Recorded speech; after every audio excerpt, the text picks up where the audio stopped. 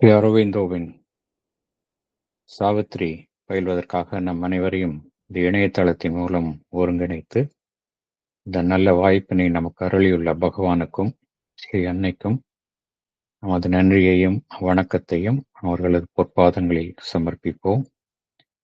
இத்தருணத்தில் நம் மனதில் எழும் ஒவ்வொரு எண்ணத்தையும், இங்கு நாம் பேசும் ஒவ்வொரு வார்த்தையையும் அவர்களுக்கு காணிக்கையாக சமர்ப்பிப்போம். அனைவருக்கும் மாலை வணக்கம். இப்பொழுது நாம் சாவித்திரியில book 1, the book of beginnings, canto 2, the issue பார்த்து கொண்டிருக்கின்றோம். லாஸ்ட் செஷன்ல கடைசியாக பார்த்த வரிகள் பேஜ் 16ல 187 to 194 இந்த வரிகளைத்தான் நாம் பார்த்தோம். On the frail breast of this precarious earth, since her orbed sight in its breath-fastened house, opening in sympathy with happier stars, where life is not exposed to sorrowful change, remembered beauty, death-claimed lids ignore, and wondered at this world of fragile forms, carried on canvas strips of shimmering time, the impunity of unborn might was hers. Savitri எத்தகைய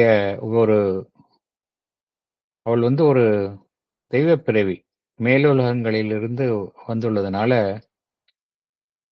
அவள் பிறந்தது முதல் பார்த்தோம் அப்படின்னா ஒரு மகிழ்வான தருணங்களை தான் சந்தித்திருக்கின்றாள்.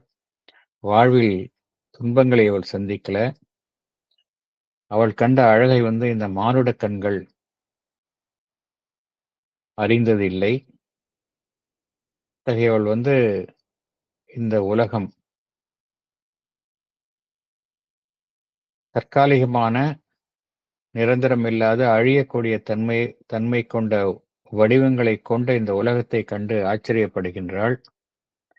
இந்த உலகம் எப்படி இருக்கு அப்படின்னா, எல்லாமே கனநேர பிரகாசத்துடன் ஒளிரக்கூடிய அமைப்புகளை கொண்ட, காலத்திற்கு உட்பட்ட அமைப்புகளை கொண்ட ஒரு அமைப்பாகத்தான் இந்த உலகம் இருக்கின்றது. இருந்தாலும் அவளுடைய மேன்மை எவ்வாறு இருக்கின்றது என்றால், இவை எவற்றினாலும் சற்றும் பாதிக்கப்படாத அந்த ஒரு முழு பாதுகாப்பை அவள் தன்னுள் கொண்டுள்ளாள். இதெல்லாம் அந்த பாதுகாப்பு எத்தகைய பாதுகாப்பு என்றால், இந்த புவியில் காணப்படும் இன்னல்கள், அதனில் இந்த இவைகளினால் சற்றும் பாதிக்காமல் இருக்கக்கூடிய ஒரு முழு பாதுகாப்பு. இந்த பாதுகாப்பு எத்தகையவர்களுக்கு கிட்டும் என்றால், இந்த காலத்திற்கும் இடத்திற்கும் உட்படாத மேலுலகத்தை சேர்ந்தவர்களுக்கு இந்த பாதுகாப்பு உண்டு. அத்தகைய பாதுகாப்பை அவள் கொண்டிருந்தாள் என்று நம்ம போன செஷன்ல நம்ம பார்த்தோம். இப்ப இந்த செஷன்ல பேஜ் 16 லைன்ஸ் 195 அதிலிருந்து தொடரலாம். இப்பொழுது lines 195 to page 16, lines 195 to 199 5 வரிகளை பார்ப்போம்.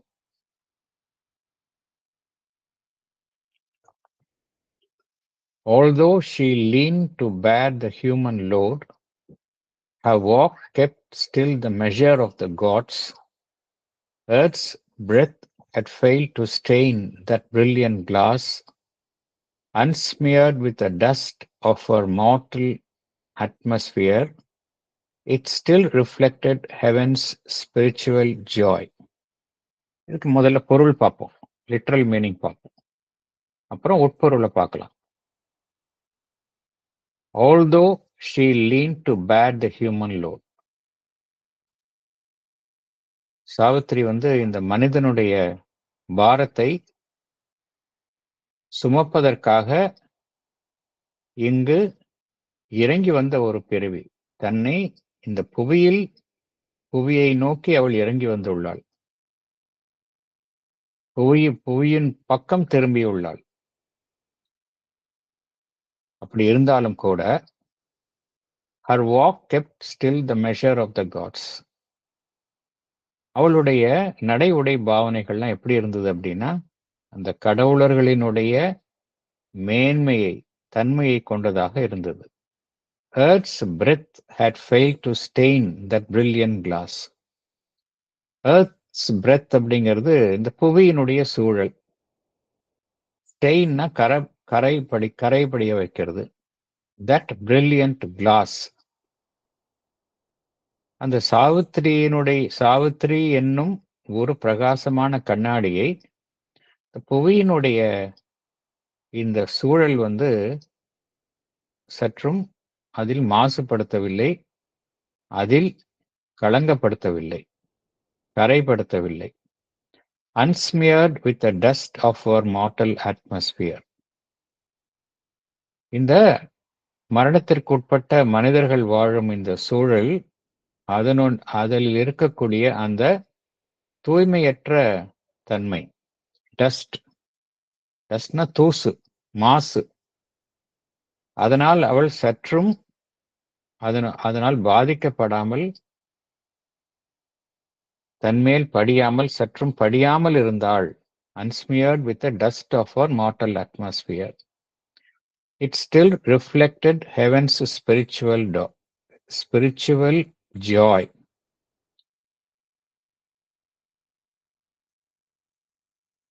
சாவித்திரியினுடைய அந்த உணர்வு நிலை எதை பிரதிபலித்தது? It still reflected heaven's spiritual joy. அந்த மேலுலகங்களிலுடைய ஒரு ஆன்மீக மகிழ்ச்சி, ஸ்பிரிச்சுவல் ஜாய்னு ஆன்மீக மகிழ்ச்சி, அதை பிரதிபலித்தது. இதுதான் இதற்கு மீனிங்.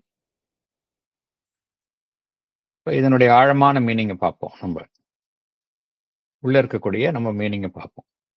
லிட்டரல் மீனிங் மேம்போக்கா பார்க்கறது, உள்ள இருக்கக்கூடிய மீனிங் பார்ப்போம்.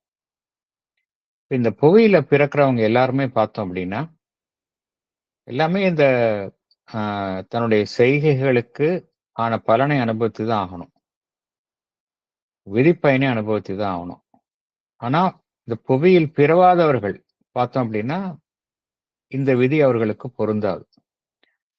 இந்த விதியிலிருந்து அவர்கள் பிடிபடாமல் சுதந்திரமாக இருப்பவர்கள். அத்தகைய சுதந்திரம்தான் சாவித்திரிக்கு இருந்தது. அவள் வாழ்வில் வளர வளர எப்படின்னா தன்னை சூழ்ந்துள்ள மனிதர்களினுடைய அந்த துன்பத்தை, அவர்களுடைய பாரத்தை தானே முன் சுமக்கின்றாள்.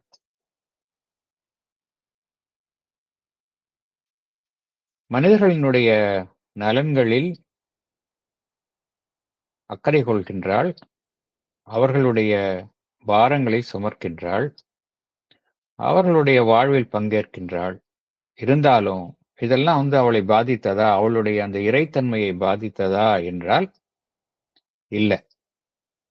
எல்லாமே கடவுளர்களினுடைய அந்த செயலை ஒட்டியதாகத்தான் அவளுடையதும் இருந்தது. அது மனிதனுடைய ஒரு எந்த தன்மையும் எந்த மனிதனுடைய எந்த கீழ்த்தன்மையுமே அதை பாதிக்கவில்லை. பகவான் சாவித்திரியினுடைய எதனுடன் ஒப்பிடுகின்றார் என்றால் சாவித்திரியினுடைய உணர்வு நிலை அப்படின்னு வைத்துக் கொள்ளலாம், கான்சியஸ்னஸ் என்று வைத்துக் கொள்ளலாம். அதை ஒரு பிரகாசமான கண்ணாடியுடன் ஒப்பிடுகின்றார் பகவான். இந்த புவியினுடைய சூழல், பிரெத் ஆஃப் எர்த் அப்படிங்கிறார், அது சற்றும் அந்த கண்ணாடியை மாசுபடுத்தவில்லை, தரைப்படுத்தவில்லை. That could not stain that glass. என்ன அர்த்தம் அப்படின்னா அவளுடைய அந்த வலிமையையும் தூய்மையையும் புவியினுடைய தொடர்பு சற்றும் பாதிக்கவில்லை, களங்கப்படுத்தவில்லை. அதுதான் அர்த்தம். மேலும் அந்த கண்ணாடி எத்தகையதாக இருக்கின்றது? மாசு அல்லது தூசு படியாமல் இருக்கின்றது. அவள் வந்து சாதாரண மனிதர்களுடன் இருக்கின்றாள். அந்த காவியத்திலே பார்த்தோம் அப்படின்னா, அன்றாட வாழ்வை சாதாரண வேலைகளை செய்து கொண்டு அவள் இருக்கின்றாள். கணவனுக்கு பணிவிடை செய்து கொண்டு, கணவனினுடைய பெற்றோர்களுக்கு பணிவிடை செய்து கொண்டு அந்த குடிலில் இருக்கின்றாள் என்று அந்த காவியத்துல பார்க்கிறோம். ஆனா சாவித்திரி வந்து ஒரு தெய்வ பிறவி. சாதாரண மனித வாழ்வில் ஈடுபட்டாலும் அவளிடம் எது காணப்படுகின்றது என்றால் அந்த மேலுலகங்கள், மேலுலகங்களினுடைய ஒரு ஆன்மீக உவகை, ஸ்பிரிச்சுவல் ஜாய் காணப்படுகின்றது அப்படிங்கிறத நம்ம பார்க்கிறோம்.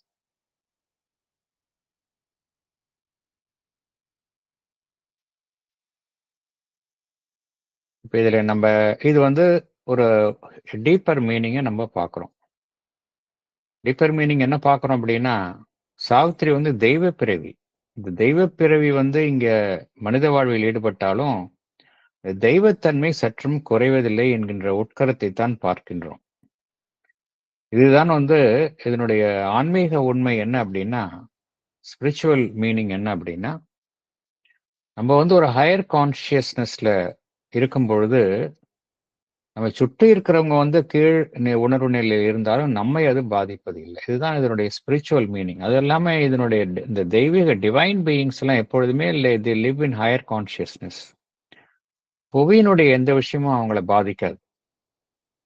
இது எல்லாம் வந்து நம்ம எப்படி சாவித்திரியை படிக்கும் பொழுது எப்படி பார்க்கணும் அப்படின்னா, ஸ்ரீ அரவிந்தரனுடைய அனுபவங்கள் தான், அந்த தன்மைகளைத்தான் பகவான் இங்க குறிப்பிடுகின்றார். இது வந்து அன்னையை குறித்து தான் குறிப்பிடுகின்றார். அப்படித்தான் நம்ம பார்க்கணும். இது அப்பதான் புரியும் நம்மளுக்கு. அன்னை வந்து மனிதர்களுடன் சாதாரணமாக தான் பழகினார்கள். இருந்தாலும் அது பாதித்ததா அவர்களுடைய இறைத்தன்மை என்றால் சற்றும் இல்லை. அவர்களை சுற்றி எப்பொழுதுமே பார்த்தோம் அப்படின்னா அந்த ஒரு உவகை இருக்கும். அன்னையை சுற்றி எப்பொழுதுமே வந்து பார்த்தோம் அப்படின்னா அந்த ஸ்பிரிச்சுவல் ஜாய் இருக்கும். அவர்களுடைய உணர்வு நிலையை வந்து மனிதர்களால் தன்னை சுற்றி உள்ளவர்களால் களங்கப்படாத நிலையில்தான் இருந்தது. இதுல எப்பொழுதும் பகவான் என்ன கூறுகின்றார், சாவித்திரியில வந்து இது வந்து வெறும் ஆலிகரி கிடையாது. ஆலிகரின்னு என்ன அர்த்தம்? ஒரு இங்க வரக்கூடிய பாத்திரங்கள் எல்லாம் அலிகாரிக்கல் கிடையாது. அலிகாரிக்கல்னா வெறும் காவியத்தில் வரக்கூடிய பாத்திரங்கள் கிடையாது. அதனுடன் நாம் நம்மை அடையாளம் கண்டு கொள்ள முடியும் அப்படிங்கிறத பார்க்கிறோம். அதுலேருந்து நாம் கற்றுக்கொள்ளலாம் அப்படின்னு பார்க்கிறோம். இதுல என்ன நமக்கு கற்றுக்கொள்ள வேண்டியது என்ன அப்படின்னா, நம்ம வந்து ஹையர் கான்சியஸ்னஸ்ல சாதாரண நம்ம இருக்கக்கூடிய உணர்வு நிலையிலிருந்து நம்ம அந்த உயர் உணர்வு நிலையை நோக்கி செல்லும் பொழுது நம்மை சுற்றி எப்பொழுதுமே ஒரு மகிழ்ச்சி இருக்கும். மற்றவர்களை பாதிக்கக்கூடிய விஷயம் நம்மை பாதிக்காது. இந்த சுதந்திரம் கிடைக்கும். அதனால்தான் ஸ்ரீ அன்னையும் அரவிந்தரும் என்ன கூறுகின்றார்கள், ஆன்மீகத்தில் நாட்டம் ஏற்பட்டாலே நாம் எல்லாம் வந்து சாதகர்கள்னு சொல்ல முடியாது. But we are all spiritual seekers. ஆன்மீக உண்மையை, ஏதோ ஒன்றைய உயர்வான விஷயத்தை நாடுபவர்கள். இந்த நாட்டத்துல நம்ம சீரியஸா இருக்கும் பொழுது என்ன நடைபெறுகின்றது என்றால், வேறொரு விதி செயல்பட ஆரம்பிக்கின்றது. இந்த சரணாகதி நம்பிக்கையின் மூலம் ஒரு ஆன்மீக வாழ்வில் பயணிக்கும் பொழுது வேறொரு விதி செயல்படுகின்றது. சாதாரணமாக வாழ்வில் ஒருவரை கட்டுப்படுத்தும் விதி இவர்களை கட்டுப்படுத்துவது இல்லை. அதனால நம்ம என்ன தெரிந்து கொள்ளணும், நமக்கு சுதந்திரம் வேணும், சாதாரண அந்த வினைப்பயனிலிருந்து சுதந்திரம் வேண்டும் என்றால் நாம் அந்த ஹையர் கான்சியஸ்னஸுக்கு போனாதான் நமக்கு இத்தகைய இது கிடைக்கும். இந்த நிலையை நோக்கி ஒருவர் ஆர்வம் உற வேண்டும். இந்த உண்மையைத்தான் நாம் இந்த வரிகளில் இருந்து அறிந்து கொள்ள வேண்டும். அடுத்தது பேஜ் 16ல லைன்ஸ் 200 to 206 அந்த ஒரு 7 வரிகளை பார்ப்போம்.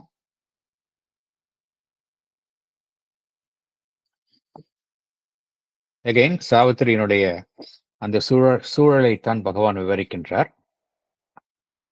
Almost they saw who lived within her light, her playmate in the sempiternal spheres, descended from its unattainable realms, in her attracting advent's luminous wake, the white fire dragon bird of endless bliss, drifting with burning wings above her days, heaven's tranquil shield guarded the missioned child.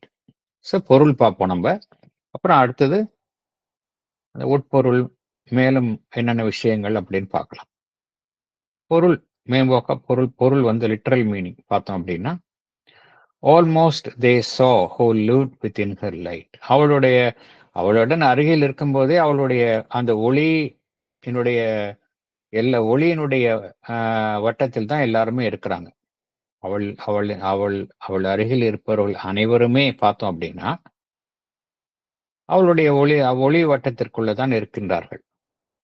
அவர்கள் என்ன பார்த்தாங்க அப்படின்னா, ஏதோ ஒன்றை பார்க்கின்றார்கள். Almost தே சா, யாரெல்லாம் அவளுடைய ஒளி வட்டத்திற்குள் இருக்கின்றார்களோ அவர்களெல்லாம் ஒன்றை பார்த்தார்கள். எதை பார்த்தார்கள்? பிளேமேட் இன் த செம்பிட்டர்னல் ஸ்பியர்ஸ். பிளேமேட்னா கூடவே இருந்து ஓடி ஆடி விளையாடுபவர், நமக்கு ஒரு தோழன், விளையாட்டில் இருக்கக்கூடிய ஒரு தோழன், பிளேமேட். யார் அவளுக்கு அந்த விளையாட்டு தோழனாக எங்க இருந்தாங்க அப்படின்னா, இந்த செம்பிட்டர்னல். செம்பிட்டர்னா சாஸ்வதமான, இட்டர்னல். அது இங்க இல்ல, காலத்திற்கு அப்பாற்பட்ட நிலையில. அவள் இங்க காலத்திற்கு உட்பட்ட நிலைக்கு அவதரிப்பதற்கு முன்னால அந்த நிலை, செம்பிட்டர்னல் ஸ்பியர்ஸ், அந்த மேலுலகங்கள், காலத்திற்கும் இடத்திற்கும் உட்படாத அந்த சாஸ்வதமான மேலுலகங்களில் அவளுடைய தோழனா, அவளுடன் கூடவே இருந்த, அதான் அர்த்தம் அதுக்கு. her playmate in the sempiternal spheres, descended from its unattainable realms. அது யாருமே எட்ட முடியாத ஒரு தொலைவில் இருந்து இங்கு இரக்கம் கொண்டுள்ளது. எது? அவளுடன் கூடவே இருந்த அந்த ஒரு தோழன், a playmate in the sempiternal spheres, descended from its unattainable realms. அன்அட்டைனபிள்னா வெகு தொலைவில், எட்ட முடியாத பிரதேசம். ரெல்ம்னா பிரதேசம். அங்கிருந்து இரக்கம் கொண்டுள்ளது. டிசெண்டட்னா இரக்கம் கொண்டுள்ளது. எதோட வந்தது அதுன்னு பார்க்க, எப்படி வந்ததுன்னா, எதனுடன் வந்தது அப்படின்னா, in her attracting advent's luminous wake. அட்வென்ட்னா என்ன அர்த்தம் அப்படின்னா, தோற்றம் அப்படின்னு அர்த்தம். லியூமினஸ்னா ஒளி பொருந்திய. வேக்னா என்ன அர்த்தம் அப்படின்னா, ஒண்ணு வருது, அது பின்னாடியே வருதுன்னா அது வேக் அப்படின்னு இந்த இடத்துல ஆங்கில சொல்லுக்கு அதான் அர்த்தம். ஒன்று விழித்து கொள்ளுதல், விழித்தெழுதல்னு அர்த்தம். இது இங்க அந்த மீனிங் கிடையாது. இந்த வேக் ஆஃப் இட் அப்படின்னா, ஒரு விஷயம் நடந்ததுன்னா அது பின்னாடி இன்னொரு விஷயம் நடந்ததுன்னா இந்த வேக் ஆஃப் இட் அப்படின்னும். அதன் உடனேயே அப்படின்னு அர்த்தம் அதுக்கு. எதன் உடனேயே? In her attracting advent's luminous wake. அவளுடைய அந்த ஒளி பொருந்திய, அந்த எளிதில் கவரக்கூடிய அந்த ஒளி பொருந்திய அந்த தோற்றம், அதனுடனேயே எது வந்ததுன்னா அந்த பிளேமேட் வந்தது, மேலுலகங்களிலிருந்து வந்தது. எது வந்தது அதையும் டிஸ்கிரைப் பண்றார். The white fire dragon bird of endless bliss. எதை சித்தரிக்கின்றார்? ஹர் பிளேமேட் இன் த செம்பிட்டர்னல் ஸ்பியர்ஸ். இந்த மேலுலகங்களில் அவளுடனேயே கூடவே இருந்த அது எது அப்படின்னா, the white fire dragon bird of endless bliss. ஆனந்தம். எது கூட இருந்ததுன்னு பார்த்தோம் அப்படின்னா, அவளோட கூடவே எது இருந்தது அப்படின்னா அந்த ஆனந்தம் இருந்தது. ஆனந்தத்தை பகவான் மெட்டபாரிக்கலா, ஒப்புமையா எதனுடன் குறிப்பிடுகின்றார், எதனுடன் ஒப்பிடுகின்றார்? ஒயிட் ஃபயர் டிராகன் பேர்ட் அப்படின்னு சொல்றார். ஒயிட் ஃபயர் டிராகன் பேர்ட் அப்படிங்கிறது என்னன்னா, பகவான் வந்து ஒப்புவமையா அந்த பேர்ட் ஆஃப் பிளிஸ், ஆனந்தத்தினுடைய பறவை, அதை வந்து ஒரு ஒப்புவமையா குறிப்பிடுகின்றார். ஒயிட் ஃபயர்னா தூய்மையான அந்த தீயை போல, டிராகன் பேர்ட் அப்படின்னா பெரிய அர்த்தம், ஒரு லார்ஜ் பேர்ட். இதை எதனுடன் ஒப்பிடுகின்றார் பகவான்? அந்த bliss, divine bliss, endless bliss, அதனுடன் ஒப்பிடுகின்றார். அதுதான் கூடவே இருந்தது, அவளோட கூடவே இருந்தது. அதுவும் கூட வந்துருச்சு இங்க, அவளுடைய தோற்றத்தின் உடனேயே அதுவும் கூடவே வந்து விட்டது. அது எப்படி இருக்கு அப்படின்னா, drifting with burning wings above her days. அவளுடைய இங்கு இருக்கும் காலங்களில் அதுவும் கூடவே அவள் மேலேயே அது இருக்கின்றது. ட்ரிஃப்டிங் மேலன்னா மேல அப்படியே அதுகிட்டே எங்கேயும் அவ கூடவே இருக்கு. ட்ரிஃப்டிங்னு என்ன அர்த்தம்? அப்படியே மேலே மிதக்கிறது drifting. Drifting with burning wings. Burning wings என்ன அர்த்தம் அப்படின்னா, பர்னிங் அப்படிங்கிறது பகவான் வந்து ஒயிட் ஃபயர் டிராகன் பேர்ட் அப்படிங்கிறாரு. ஒயிட் ஃபயர் அப்படிங்கிறது தூய்மையை குறிக்கின்றது. அதே போல அது பிளிஸ்ஸையும் ஆனந்தத்தையும் குறிக்கின்றது. ஒயிட் வித் பர்னிங் விங்ஸ் அப்படிங்கிறது இந்த தன்மையெல்லாம் வெளிப்படுத்தும் விதமாக, அதுதான் அர்த்தம் அதுக்கு. Drifting with burning wings above her days. Heavens tranquil shield guarded the missioned child. ஹெவன்னா மேலுலகங்களினுடைய, டிராங்குவல்னா மிகவும் அமைதியான, ஷீல்டுனா ஒரு பாதுகாப்பு கவசம். அது எதை பாதுகாக்கின்றது? மிஷன்டு சைல்டு, ஏதோ ஒரு உயரிய லட்சியத்திற்காக இங்கு தோன்றியுள்ள அந்த குழந்தையை அது பாதுகாக்கின்றது. யார் அந்த குழந்தை அப்படின்னா சாவித்திரி. எது பாதுகாக்கின்றது அப்படின்னா, இந்த கூடவே இருக்கக்கூடிய அந்த பிளிஸ், டிவைன் பிளிஸ் அவளை பாதுகாக்கின்றது. இதுதான் அதனுடைய அர்த்தம், இதனுடைய லிட்டரல் மீனிங். உள்ள ஆழமா போகலாம் நம்ம.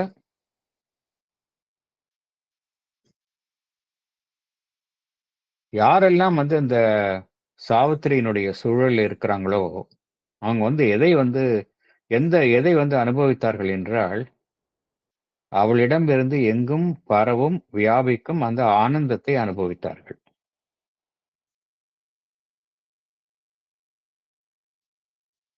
அந்த ஆனந்தம் வந்து அவளுடன் எப்பொழுதுமே இருந்தது.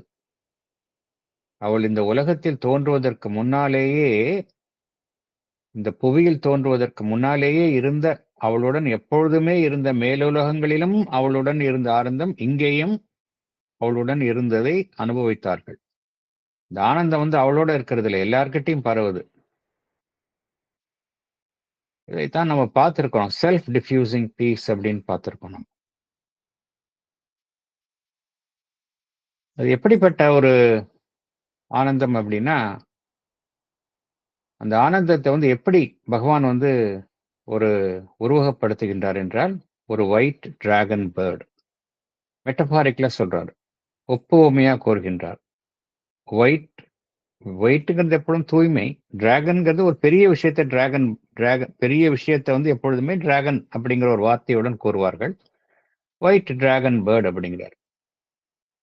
எப்பொழுதும் அந்த ஏன் பெரிய விஷயம் அப்படின்னா என்ன அர்த்தம் அப்படின்னா, அந்த டிராகன் பேர்டு அந்த ஒயிட் டிராகன் பேர்டு அப்படிங்கிற வார்த்தை வந்து எதையெல்லாம் குறிக்கின்றது என்றால், ஒன்று ஒயிட் என்பது தூய்மை, அதுவும் இறைத்தன்மை வாய்ந்தது. இறையம்சம் எல்லாத்திலும் என்ன பார்க்கிறோம்? தூய்மையை பார்க்கிறோம். ஒயிட் அப்படிங்கிற வார்த்தைக்கு, அந்த நிறத்துக்கு எப்பவும் தூய்மை. எல்லாமே பகவான் வந்து சிம்பாலிக்கா தான் குறிப்பிடுகின்றார். டிராகன் அப்படிங்கிறதுக்கு பார்க்கிறோம், டிராகன் பேர்டு அப்படிங்கிறது பெரியது அப்படிங்கிறது பார்க்கிறோம். பெரியது அப்படிங்கிறது எதை குறிக்கின்றது? அந்த இறைத்தன்மையினுடைய எல்லையற்ற தன்மை, அனந்தம், இன்ஃபினிட், அந்த குவாலிட்டியை தான் இது குறிக்கின்றது. Huge bird. ஸோ இதுல என்ன பார்க்கிறோம்? பியூரிட்டியும் பார்க்கிறோம், ஒரு அனந்தமான தன்மையையும் பார்க்கிறோம். இதெல்லாம் பிளிஸ். இதையெல்லாம் கொண்ட பிளிஸ் தான் வந்து அந்த ஒரு பறவையாக ஒப்புமையாக பகவான் குறிப்பிடுகின்றார். சோ அவளுடன் எது இருந்தது அப்படின்னா, ஒரு தூய்மையான ஒரு ஆனந்தம் எப்பொழுதுமே அவளுடன் இருந்தது அப்படிங்கிறார். பேர்ட் ஆஃப் பிளிஸ் அது. பகவானே குறிப்பிடுகின்றார். பகவானே வந்து ஏன் இந்த ஒப்புவமை சாவித்திரியில தான் கொடுத்தேன் என்பதற்கு அவரே குறிப்பிடும் விளக்கம் என்ன அப்படின்னா, வேர்ட் ஆஃப் பிளிஸ், இதைத்தான் பகவானே குறிப்பிடுகின்றார். அதனுடைய சிறகுகள் எப்படி இருந்தது? மிகவும் பிரகாசமாக இருந்தது. Burning wings, shining wings. Savitri இங்க வந்து எப்படி இருந்தால், எப்படி இருக்கிறான்னு பார்த்தோம் அப்படின்னா, ஒரு முழு பாதுகாப்புடன் இருக்கின்றாள். ஏன்னா அவள் அவள் வந்து எங்கிருந்து வந்தவள்? இட்டர்னல் வேர்ல்ட்ஸ், இந்த அழியக்கூடிய அமைப்புகளை கொண்ட இந்த புவியை சார்ந்தவள் இல்லை. சாஸ்வதமான உலகங்களை சார்ந்தவள் அவள். Eternal world's. சோ அவள் இங்கே வந்த உடனே அவளுடன் கூடவே வந்துடுது, அந்த ஆனந்தமும் வந்துடுது. ஆனந்தம் என்கின்ற அந்த பறவையும் வந்து விடுகின்றது.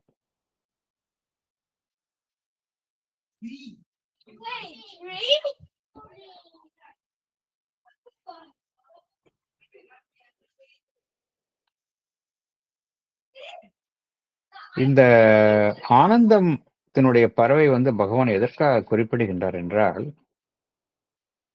அது எதையெல்லாம், எந்த அம்சங்களை எல்லாம் அது தன்னுள்ளே கொண்டுள்ளது என்றால், ஒன்று அமைதி, டிராங்குவிலிட்டி, காம், பீஸ். இதெல்லாம் வந்து சாவித்திரியை வந்து பாதுகாக்கின்றது. ப்ரொடெக்டிங், அது ப்ரொடெக்ட் பண்ணுது. ஏனென்றால் சாவித்திரி வந்து ஒரு உயரிய நோக்கத்திற்காக இங்கு வந்து உள்ளாள். மிஷன்டு சைல்டு அப்படிங்கிறார் பகவான். அதனால்தான் இது இவளுக்கு வந்து முழு பாதுகாப்பு கொடுப்பதற்காகத்தான் இந்த ஆனந்தமும் என்கின்ற ஆனந்தமும் அவளுடன் எப்பொழுதுமே இருக்கின்றது. அந்த ஆனந்தம்ல எத்தகைய தன்மையை கொண்டதாக இருக்கின்றது என்றால், டிராங்குவிலா இருக்கு. டிராங்குவில் ஷீல்டு, ஒரு அமைதியுடன் கூடிய பாதுகாப்பை அவளுக்கு அது வழங்குகின்றது. இதுல என்ன இதனுடைய ஒரு ஆன்மீக கருத்தை நாம் அறிகின்றோம் என்றால், இந்த புவியில வந்து எப்பொழுதுமே இந்த டிவைன் பீயிங்ஸ், ஆன்மீக புருஷர்கள்லாம் எப்பொழுதும் எப்பொழுது அவர்கள் இருக்கின்றார்களோ, எங்கு இருக்கின்றார்களோ, அவர்களை சுற்றி என்ன இருக்கும் அப்படின்னா, அந்த பிளிஸ் இருக்கும், ஆனந்தம் இருக்கும். எப்பொழுதுமே அவர்களை சுற்றி, அவர்களை சூழ்ந்து எது இருக்கும் அப்படின்னா, இந்த ஆனந்தம் தான் எப்பொழுதுமே இருக்கும். ஏன் அப்படின்னா, ஏன் ஆனந்தம் இருக்கணும் அப்படின்னா, டிவைனுடைய குவாலிட்டி எதுன்னு பார்த்தோம் அப்படின்னா, 3 அம்சங்கள்னு தெரியும் நமக்கு. சத் சித் ஆனந்தம். சத் அப்படின்னா இருப்பு, சித் அப்படின்னா கான்சியஸ்னஸ், சத் சித் ஆனந்தம், எக்ஸிஸ்டன்ஸ், கான்சியஸ்னஸ், பிளிஸ். இந்த 3 அம்சங்கள் தான் வந்து எப்பொழுதுமே பார்த்தோம் அப்படின்னா இந்த இறைத்தன்மையுடன் ஒப்பிடுவார்கள். சோ இறைத்தன்மையோட இந்த அம்சங்கள் வந்து இந்த தெய்வீக புருஷர்களுக்கு கூடவே இருக்கும். அதனால்தான் நீங்க சாவித்திரியினுடன் கூட எப்பொழுதும் எது இருந்ததுன்னு பகவான் குறிப்பிடுகின்றார்? இந்த ஆனந்தம் இருந்தது அப்படிங்கிறார். அது காரணம் இதுதான். எங்கெல்லாம் டிவைன் பீயிங்ஸ் இருக்கிறாங்களோ, ஸ்ரீ அன்னை, ஸ்ரீ அரவிந்தர், அவர்களை சுற்றி பார்த்தோம் அப்படின்னா எப்பொழுதுமே வந்து இந்த ஆனந்தம் தான் எப்பொழுதும் இருக்கும். இப்ப இதுல எப்பொழுதுமே இதுல என்ன, நாம் எதை நாட வேண்டும் அப்படின்னா, நமக்கு என்ன இந்த லைன்ஸ்ல இருந்து நமக்கு என்ன நாம் எதை அறிகின்றோம் அப்படின்னா, நாம் எதை நாட வேண்டும் என்ன, அந்த ஆனந்தத்தை தான் எப்பொழுது நாடணும். we should always aspire for bliss. இந்த aspire for bliss வந்து ஏன் அப்படி,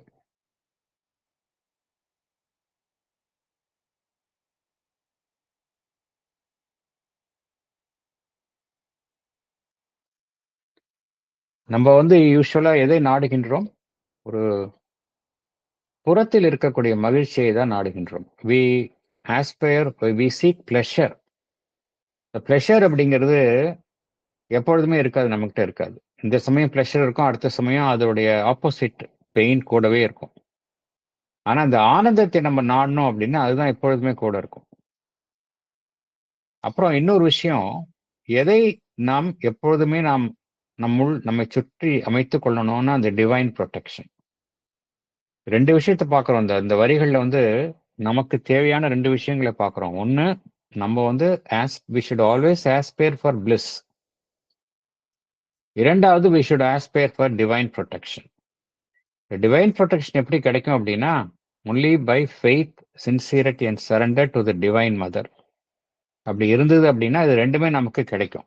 ஏன்னா சாவித்திரி என்பது ஸ்ரீ அன்னை தான். அன்னையினுடைய அம்சங்களைத்தான் பகவான் இங்கே குறிப்பிடுகின்றார். அன்னையிடம் சரணாகதி அடையும் பொழுது நமக்கு இந்த ஆனந்தம் கிட்டும், டிவைன் ப்ரொடெக்ஷன் கிட்டும்.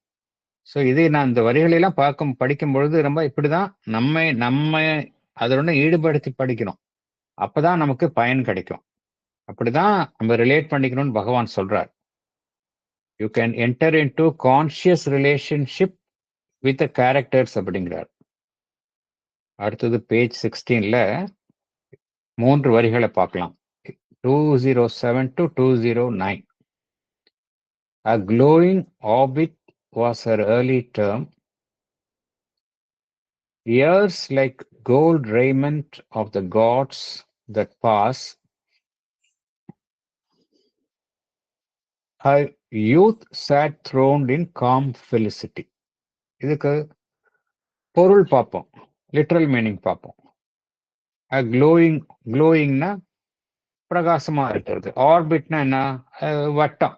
ஒரு நம்ம சுற்றி புவி இருக்கு அப்படின்னா சுத்தி ஒரு ரிங், அதுதான் ஆர்பிட் அப்படிமோ. இப்போ பூமியில அந்த ஆர்பிட் தான் சுத்தி வருது, சூரியனை சுத்தி வந்துகிட்டே இருக்கு. ஆர்பிட் சுத்தி வருது, அந்த அந்த வளையத்தை நம்ம ஆர்பிட் அப்படிமோ. Glowing orbit was her early term. அவளுடைய பால்ய காலம் எப்படி இருந்தது அப்படின்னா, ஒரு பிரகாசமான ஒரு ஒரு க்ளோயிங் ஆர்பிட் அப்படின்னு எதை குறிப்பிடுகின்றார் என்றால், இந்த கடந்த காலம், அந்த காலத்தினுடைய சுழற்சி, அதுதான் ஆர்பிட் அப்படிங்கிறார். அவருடைய கடந்த காலத்தினுடைய சுழற்சி எப்படி இருந்தது அப்படின்னா மிகவும் பிரகாசமாக இருந்தது. அதுல வந்து துயரம் என்பதே காணப்படல. Years like gold raiment of the gods that pass.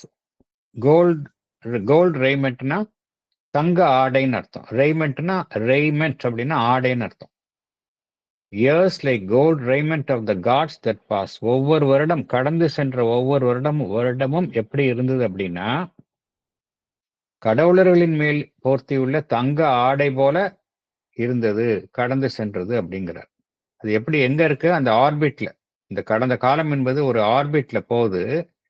எல்லாமே வந்து கடவுளர்களை சுற்றியுள்ள தங்க ஆடை போன்று இருந்தது அப்படிங்கிற, அவ்வளவு தூரம் ஸ்மூத்தா இருந்தது, அழகா இருந்தது, மகிழ்ச்சியா இருந்தது என்பதைத்தான் குறிப்பிடுகின்றார். Her youth sat throned in calm felicity.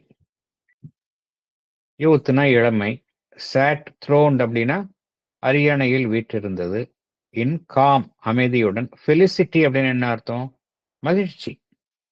So அவளுடைய இளமை வந்து எதில் வீற்றிருந்தது? ஒரு அமைதியான மகிழ்ச்சியில் வீற்றிருந்தது. இதுதான் இதனுடைய பொருள். இப்ப அதுக்கு உள்ளே செல்லலாம் நம்ம. இந்த பகவான் சொல்லக்கூடிய glowing orbit was early term அப்படிங்கிறது 2 விதத்துல பொருள் கொள்ளலாம். ஒன்று, சாவித்திரி என்னுடைய அந்த கேரக்டர்னுடைய இளமை காலம், அவள் அரண்மனையில் இருந்தது, வாழ்ந்ததுன்னு சொல்லலாம். அதற்கும் மேல போனோம் அப்படின்னா, டிவைன் பீயிங்ஸ் எல்லாம் வந்து இங்க புவிக்கு அவதரிப்பதற்கு முன்னாள் அப்படிங்கிற ஒரு ஆழமான பொருளையும் நாம் எடுத்துக்கொள்ளலாம். புவியில வந்த அப்புறம் அவங்களுக்கு வந்து எல்லா விதமான எதிர்மறையான அம்சங்களையும் அவர்கள் காண்கின்றார்கள். புவிக்கு வர்றதுக்கு முன்னாடி பார்த்தோம் அப்படின்னா, அந்த டிவைன் பீயிங்ஸ், தெய்வீக புருஷர்களுடைய வாழ்வு பார்த்தோம் அப்படின்னா, ஒரு மிகவும் பிரகாசமான ஒரு அமைப்பாகத்தான் இருக்கும். அதுல எல்லாத்தையும் மகிழ்ச்சியை தான் பார்க்க முடியும் நம்ம.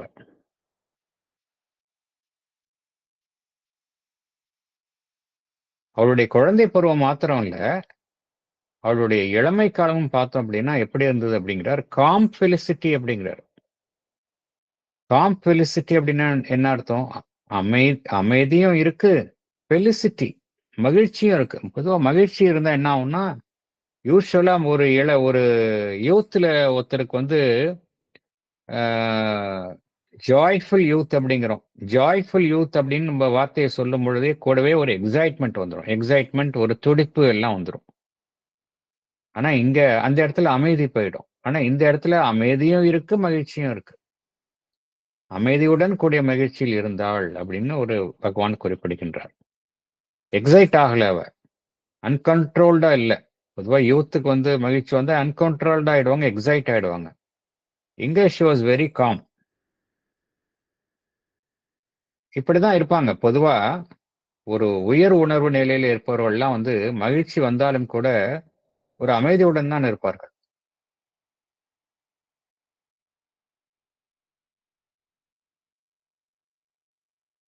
இங்க எதை குறிப்பிடுகின்றது என்றால் ஒரு சைக்காலஜிக்கல் ஸ்டேட். ஒரு மகிழ்ச்சியுடன் இருக்கக்கூடிய ஒரு உளவியல் ரீதியான தன்மையைத்தான் இங்கே குறிப்பிடுகின்றது. ஒரு சைக்காலஜிக்கல் ஸ்டேட். இதைத்தான் பகவான் குறிப்பிடுகின்றார்.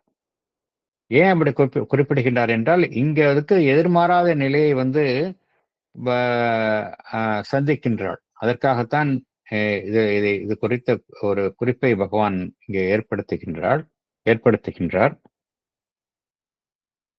இதுல நம்ப என்ன நம்ம பார்க்கிறோம் அப்படின்னா,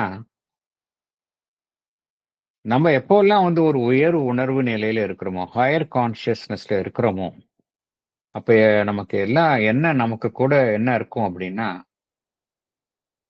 இந்த காம் ஃபெலிசிட்டி, அமைதியுடன் கூடிய மகிழ்ச்சி இருக்கும். இதுதான் நாம இதுல அறிந்து கொள்ள வேண்டிய உண்மை.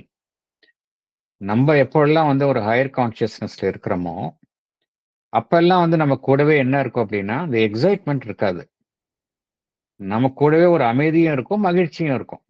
இந்த உண்மை தான் நாம் இந்த வரிகளில் இருந்து அறிந்து கொள்ள வேண்டும். அடுத்து பேஜ் 16 வரிகள் 210 to 212 3 வரிகள் பார்க்கலாம். மகிழ்ச்சியுடன் இருந்தார்ன்னு முடிச்சிருந்தாரு. அடுத்து போன லைன்ல. அந்த மகிழ்ச்சி இருந்ததா அப்படின்னா, அதைத்தான் குறிப்பிடுகின்றார். But Joy cannot endure until the end. There is a darkness in terrestrial things that will not suffer long to glad a note. இதனுடைய இதனுடைய பொருளை பார்ப்போம் முதல்ல. அந்த மகிழ்ச்சி பட் ஜாய் cannot endure, நீண்ட காலம் நிலைத்திருக்க முடியல. அது until the end, கடைசி வரைக்கும் அந்த மகிழ்ச்சி நிலைத்திருக்கவில்லை. There is a darkness in terrestrial things. புவி சார்ந்த விஷயங்கள்ல என்ன இருந்தது? ஒரு இருள் இருந்தது. There is a darkness in terrestrial things that will not suffer long to glad a note. அத்தகைய இருளை சார்ந்திருக்கும் புவி சார்ந்த விஷயங்கள் நீண்ட காலத்திற்கு ஒரு மகிழ்வுடன் கூடிய ஒரு இசைத்துணியை அனுபவிக்க முடியாது. அனுபவிக்க விரும்பவில்லை. That will not suffer long to glad a note.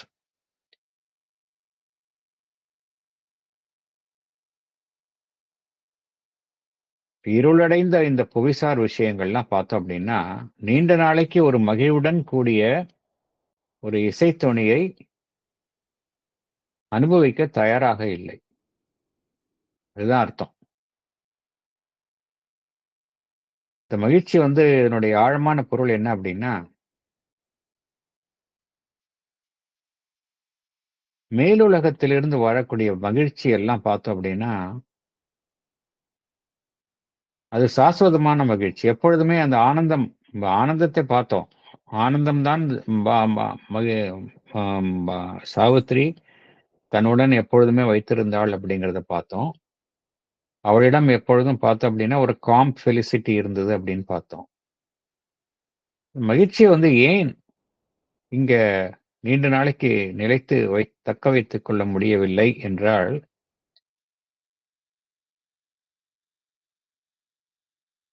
இந்த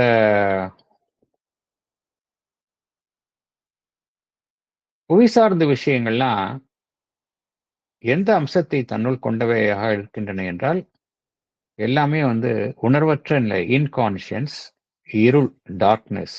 இந்த 2 அம்சங்களைத்தான் தன்னுள் கொண்டவையாக இருக்கின்றன. புவிசார் விஷயங்கள் எல்லாமே, டெரெஸ்ட்ரியல் திங்ஸ் எல்லாம்.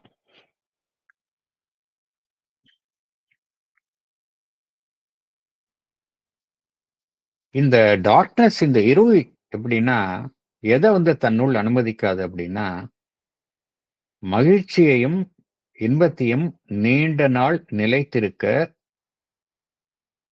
இந்த புவிசார் விஷயங்களுடன் இருக்கக்கூடிய அந்த இருள் அனுமதிக்காது. இதுதான் யதார்த்தம். புவியில ஏன் எப்பொழுதுமே பிளிஸ், ஆனந்தம் இருப்பதில்லை அப்படின்னா, இந்த புவிசார் விஷயங்கள் ஏன்னா எல்லாமே பரிணாமத்துல இன்கான்ஷியன்ஸ்ல இருந்தா மேல மேல மேல போயிட்டு இருக்கிறோம். உணர்வற்ற நிலை, இருள் அப்படிங்கிறது அடிப்படை அம்சமாக இருக்கின்றது இங்க புவியில. இது எதை நீண்ட நாள் அனுமதிக்காது அப்படின்னா, இந்த ஆனந்தம், மகிழ்ச்சி அப்படிங்கிற விஷயத்த ரொம்ப நாள் இருக்கிறதுக்கு இங்க அலோ பண்ணாது அது. ஏதோ ஒரு விஷயம் நடக்கும். அது என்ன செய்யும்? அந்த ஆனந்தத்தையும், மகிழ்ச்சியும் கெடுத்து விடும். ஸோ, இந்த சாவித்திரிக்கு இந்த நிலைமை ஏற்படும் என்று எதிர்பார்க்கப்படுகின்றது.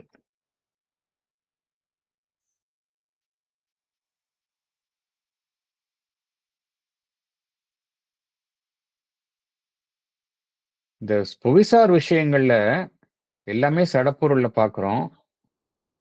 எல்லாமே சடப்பொருள், சட உலகை சார்ந்த விஷயங்களாகத்தான் பார்க்கிறோம். அதனோட கூடவே எது இருக்கு அப்படின்னா, இந்த இருள் என்பது அதனோட கூடவே இருக்கின்றது. அதனால்தான் நம்ம என்ன அறிந்து கொள்ளணும் அப்படின்னா, இந்த நாம் இந்த அறியாமையிலும், இருளிலும் இருக்கின்ற வரைக்கும், நம்மால இந்த ரியல் ஹாப்பினஸ் கிடைக்காது. இதுதான் நம்ம அறிந்து கொள்ள வேண்டிய உண்மை. நாம் இருக்கிற நிலையிலே இருந்து கொண்டு, நம்ம நினைத்துக் கொண்டிருக்கிறோம், மகிழ்ச்சியை பணத்தின் மூலமாக எட்டிவிட முடியும். வேறு விஷயங்களின் மூலமாக எட்டிவிட முடியும் அப்படின்னு ஒவ்வொருத்தரும் ஒவ்வொரு யார்ட்ஸ்டிக் வச்சிருக்கிறோம். But as long as we live in inconscience, உணர்வற்ற நிலை, ஒரு இருள் சூழ்ந்துள்ள நிலையில இருக்கிற வரைக்கும், இந்த மெட்டீரியல் எக்ஸிஸ்டன்ஸ்ல இருக்கிற வரைக்கும், நம்மால ரியல் ஆனந்தம் நீண்ட நாள நம்மால அனுபவிக்க முடியாது. ரியல் மகிழ்ச்சிய. எப்பொழுது அந்த மகிழ்ச்சியை நம்மால தக்க வைத்துக் கொள்ள முடியும் அப்படின்னா, எகைன் நாம் அந்த உயர் உணர்வு நிலைக்கு உயரும் பொழுதுதான் ரியல் ஹாப்பினஸ் லாங் லாஸ்டிங்கா இருக்கும். அதர்வைஸ் லாங் லாஸ்டிங்கா இருக்காது. ஏன்னா நம்ம இந்த புவிசார் விஷயங்களுடன் நம்ம எப்பொழுது இணைந்து இருக்கிற வரைக்கும், அதனுடன் கூடவே இருக்கக்கூடிய அந்த இருள், உணர்வற்ற நிலை, அதனால் பாதிக்கப்படுவோம். அதுதான் இங்க உண்மை. அந்த கருத்தைத்தான் பகவான் இங்க கோருகின்றார். அதனால இது சாவித்திரியும் பார்த்தோம் அப்படின்னா, பேஜ் 17 பேஜ் 17ல பகவான் குறிப்பிடுகின்றார். பேஜ் 17ல 213, 214 2 வரிகள்ல பகவான் குறிப்பிடுகின்றார். On her to close the inescapable hand, the armed immortal bore the snare of time அப்படிங்கிறார். இது பொருள் பார்க்கலாம். On her toனா சாவித்திரியின் மேலும், close the inescapable hand, அந்த தப்பித்து செல்ல முடியாத அந்த கை யாரை இறுகி பிடித்தது? சாவித்திரியையும் இறுகி பிடித்தது. On her to close the inescapable hand, the armed immortal bore the snare of time. ஆர்ம்டுனா என்ன அர்த்தம்? பாதுகாப்புடன் கூடிய, தக்க பாதுகாப்புடன் கூடிய, இம்மார்டல் அழிவுக்கு உட்படாத, தி ஆர்ம்டு இம்மார்டல் யாரை குறிப்பிடுகின்றார்? இங்க சாவித்திரியை குறிப்பிடுகின்றார். அழிவுக்கு த ஆர்ம்டு இம்மார்டல் அப்படிங்கிறது சாஸ்வதமான, தன்னுள் பாதுகாப்பை கொண்ட அப்படின்னு அர்த்தம். The armed immortal bore the snare of time. போர்னா தாங்கிக் கொண்டாள். எதை தாங்கிக் கொண்டாள்? The snare of time. காலத்தினுடைய அந்த ஒரு பொறி. ஸ்னேர்னு என்ன அர்த்தம்? ஒரு ட்ராப், ஒரு பொறி. அதை அவள் தாங்கிக் கொண்டாள். ஏன்னா இதனுடைய ஆழமான அர்த்தத்தை பார்க்க போனோம் அப்படின்னா, இந்த புவிசார் வாழ்வில் எதை பார்க்கிறோம் அப்படின்னா, ஒரு மாபெரும் அழுத்தத்தை எல்லோரும் உணர்கின்றோம். புவிசார் விஷயங்கள்ல, ஏன்னா புவிசார் விஷயங்கள்ல எது வந்து டாமினண்டா இருக்கு அப்படின்னா, அந்த இக்னோரன்ஸ் அண்ட் இன்கான்சியன்ஸ் தான் டாமினண்டா இருக்குது. இருந்தாலும் நாம் அனைவருமே அதுலேருந்து மேல மேல போயிட்டு இருக்கிறோம். பரிணாமத்தில் இந்த எவல்யூஷன் ஆஃப் கான்சியஸ்னஸ்ல மேல மேல நாம் பயணித்துக் கொண்டே இருக்கின்றோம். ஆனா நம்ம பயணிக்க விடாமல் எது நம்மை கீழே பிழித்து அழுத்தி கொண்டிருக்கின்றது என்றால் அந்த உணர்வற்ற நிலை, இன்கான்சியன்ஸ், டார்க்னஸ், இருள், இதெல்லாம் கீழே நம்மளை அப்படியே அழுத்திக்கிட்டே இருக்கு.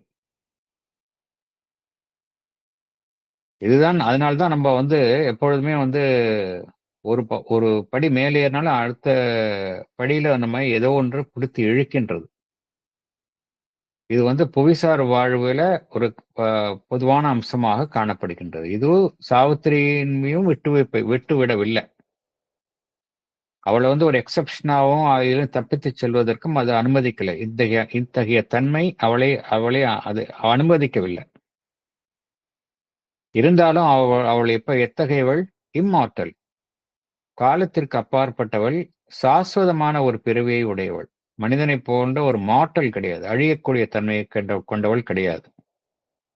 அதுக்காக அவ தயார், சரியா ஒரு ஃபுல்லா வந்து தயார் நிலையில் தான் வந்திருக்கா. அவ வந்து ஃபுல்லி ஆர்ம்டு. இதையெல்லாம் தெரிஞ்சுதான் அவ வந்து முழு தயார் நிலையில் வந்திருக்கின்றாள். தி ஆர்ம்டு, ஃபுல்லி எக்யூப்டா வந்திருக்கிறாள். இருந்தாலும் கூட இந்த காலம் என்கின்ற அந்த அந்த பொறியில வந்து அதை அவள் தாங்கிய அதனுடைய பிடியிலே சிக்கி அதனுடைய அழுத்தத்தை அவளும் தாங்க வேண்டியுள்ள ஒரு நிலைமையில் இருக்கின்றாள். ஸ்னேர் ஆஃப் டைம் அப்படிங்கிறார். ஸ்னேர் ஆஃப் டைம்னா காலத்தினுடைய பிடி, சிக்கல். இதை அவள் தாங்கிக் கொள்ள வேண்டி இருக்கின்றது. ஏன்னா காலத்திற்கு உட்படாத நிலையில இருக்கிற வரைக்கும் இந்த டிவைன் பீயிங்ஸ் எல்லாம் ரொம்ப சேஃப்.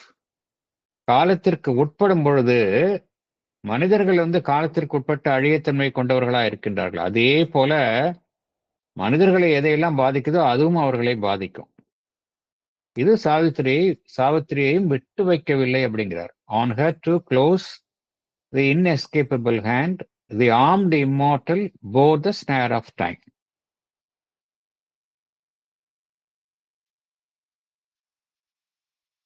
ஏன் ஆர்ம்டு இம்மார்டல் அப்படின்னு பகவான் சொல்றாரு அப்படின்னா, அவள் வந்து ஒரு ஹையர் பிளேன்ஸ்ல இருந்து வந்திருக்கா. உயர் தளங்களிலிருந்து வந்திருப்பதனால அதனுடைய எல்லா சக்திகளும் அவளுடன் கூடவே இருக்கின்றது. அவள் வந்து அந்த மனிதனுடைய பாரத்தை தானே முன்வந்து தானே சுமப்பதற்கு முன் வந்ததனால் அவள் வந்து அந்த காலத்திற்கு உட்பட்ட அந்த பொறி, அதனுடைய பிடியில் சிக்க வேண்டிய கட்டாயத்திற்கு உள்ளாகின்றாள். இது அவளே தானே முன்வந்து ஏற்றுக்கொண்ட ஒரு நிலைமை. அதைத்தான் நம்ம அறியணும். அவள் வந்து ஏதோ அறியாமையில் வரல. தானே முன்வந்து இத்தகைய நிலைக்கு தன்னை தானே உட்படுத்திக் கொள்கின்றாள்.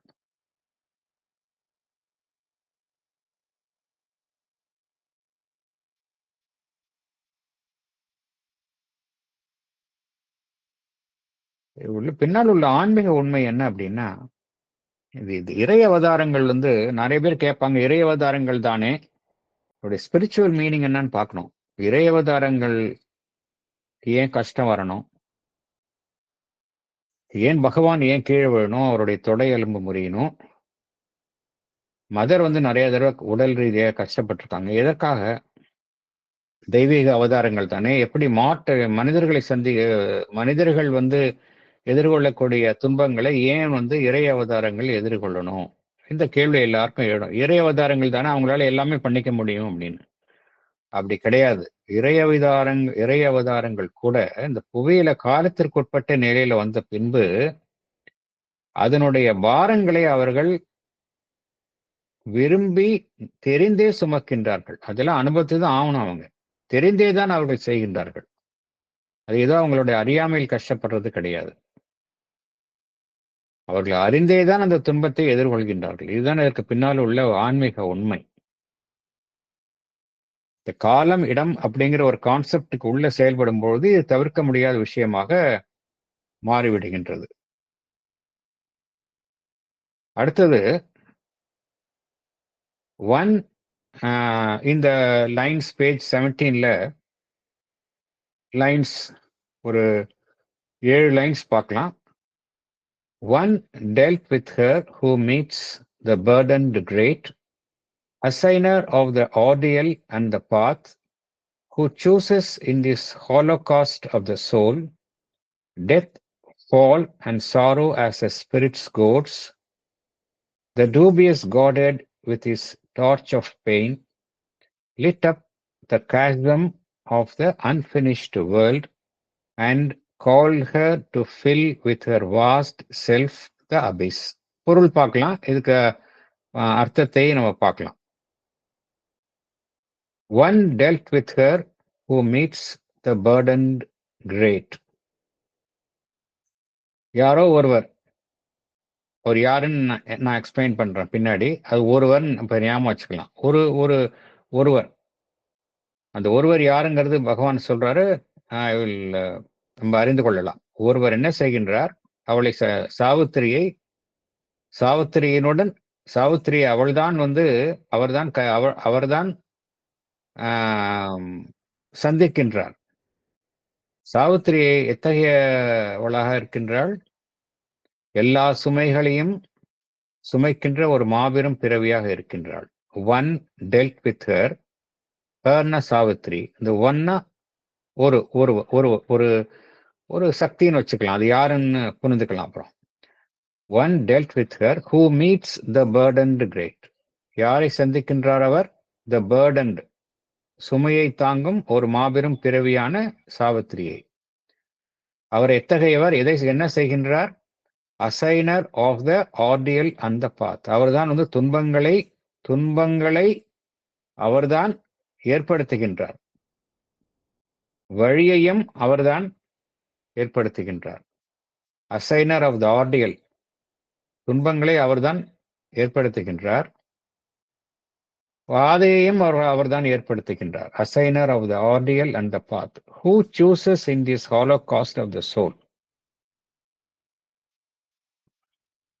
யார் அவர் என்ன செய்கின்றார்? எதை அவர் தேர்ந்தெடுத்து வழங்குகின்றார்? இந்த ஆன்மா தான் இருக்கக்கூடிய மேலுலகங்களிலிருந்து இந்த புவியில் அவதரித்து அதன் காரணமாக தான் மேற்கொள்ளும் தியாகத்திற்காக. ஹாலோகாஸ்ட் ஆஃப் த சோல் என்ன அர்த்தம்? ஹாலோகாஸ்ட்னா சாக்ரிஃபைஸ், தியாகம். எது தியாகம் செய்கின்றது? அந்த தெய்வீக ஆன்மா தன்னை புவியில் அவதரிப்பதன் மூலம் தன்னை தியாகம் செய்கின்றது. அதை அவர் தேர்ந்தெடுக்கின்றார். அத்தகைய ஆன்மாவை அவர் தேர்ந்தெடுக்கின்றார். யார் தேர்ந்தெடுக்கின்றார் என்பதை பார்ப்போம். Who chooses in this holocaust of the soul? என்னென்ன விஷயங்களை அவர் தேர்ந்தெடுத்து வழங்குகின்றார்? Death, fall and sorrow as a spirit's good. மரணம், சரிவு, துன்பம், இதையெல்லாம் எதுக்கு வழங்குகின்றார்? As a spirit's goods. ஆன்மாவை தூண்டுவதற்காக. கோட்னு என்ன அர்த்தம்? பொதுவாக மாடு எல்லாம் விரட்டணும் அப்படின்னா பின்னாடி குச்சியில குத்துவாங்க. அதான் கோடிங் பேர். ஆன்மாவை தூண்டுகின்றார். இதன் மூலமாக, மரணத்தின் மூலமாக, சரிவின் மூலமாக, துன்பத்தின் மூலமாக ஆன்மாவை தூண்டுகின்றார்.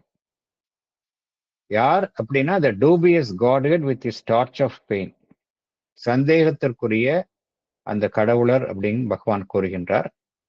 with his torch of pain, வலி என்கின்ற ஒரு பந்தத்தின் மூலம். டார்ச் என்ன அர்த்தம்? ஒரு வலி என்கின்ற ஒரு தீஜ்வாலையின் மூலம், வலியும் வேதனையும் கொடுத்து அதன் மூலம் அந்த ஆன்மாவை தூண்டும் அவர். த டூபியஸ்னா சந்தேகத்துக்குரிய, காட்ஹெட்னா கடவுளர். With his torch of pain lit up the chasm of the unfinished world. என்ன செய்கின்றார்? இந்த இன்னும் இந்த உலகம் வந்து முடியல. இந்த உலகம் வந்து எப்படி இருக்கு, இன்கான்சியன்ஸ்ல இருந்து சூப்பர் கான்சியன்ஸை நோக்கி போயிட்டு இருக்கு. அதனாலதான் அன்பினிஷ்டா இருக்கு. இந்த உலகம் வந்து இன்னும் முழுவதுமாக ஒளி பொருந்திய நிலையில இல்ல. பாதி இருள் பாதி ஒளியில இருக்கு. அதனாலதான் அன்பினிஷ்ட் அப்படிங்கிறாரு. அதுல உள்ள எதை அவர் ஒளியூட்டுகின்றார்? லிட்டப்னா ஒளியூட்டுதல். கேசம், CHASM, கேசம் என்ன அர்த்தம்? பெரிய பெரிய பள்ளங்கள், அதையெல்லாம் ஒளியூட்டுகின்றார். Lit up the chasm of the unfinished world and called her to fill with her vast self the abyss. அவர் சாவித்திரியை எதை செய்வதற்காக அழைக்கின்றார்? அண்ட் கால்ட் ஹர்னு சாவித்திரிய அழைக்கின்றார். எதற்கு அழைக்கின்றார்? To fill with her vast, அவளுடைய அந்த மாபெரும் அந்த இன்ஃபினிட் கான்சியஸ்னஸ், எல்லையற்ற உணர்வு நிலையின் மூலம் இந்த இருள் நிரம்பிய இந்த பள்ளத்தை, உணர்வற்ற நிலை என்கின்ற பள்ளத்தை நிரப்புவதற்கு அவர் அழைக்கின்றார். ஓகே, இதுதான் மீனிங். இதுல யார் இதுல செய்யறாரு? இதுல ஒன் அப்படிங்கிறது இதெல்லாம் யார குறிப்பிடுகின்றார் அப்படின்னு, டூபியஸ் காட்ஹெட், இதெல்லாம் வந்து யார் அழைக்கின்றார் அப்படிங்கிறத நம்ம வந்து ஐ திங்க் இது வந்து ஒரு நீண்ட ஒரு நிறைய வரிகளை கொண்ட ஒரு இது ஒரு மினிமம் வந்து எக்ஸ்பிளைன் பண்ணணும் அப்படின்னா, நம்ம நன்றாக புரிந்து கொள்ளணும் அப்படின்னா குறைந்தபட்சம் நமக்கு வந்து ஒரு 15 நிமிடங்களாக ஆகும். அதனால நம்ம வந்து பொறுமையாக அடுத்த செஷன்ல நம்ம பார்க்கலாம். இந்த வரிகளை நம்ம மீண்டும் அடுத்த செஷன்ல நம்ம மீண்டும் இதே வரிகளை நாம் பார்க்கலாம். இத்துடன் இந்த செஷனை நம்ம முடித்துக் கொள்ளலாம்.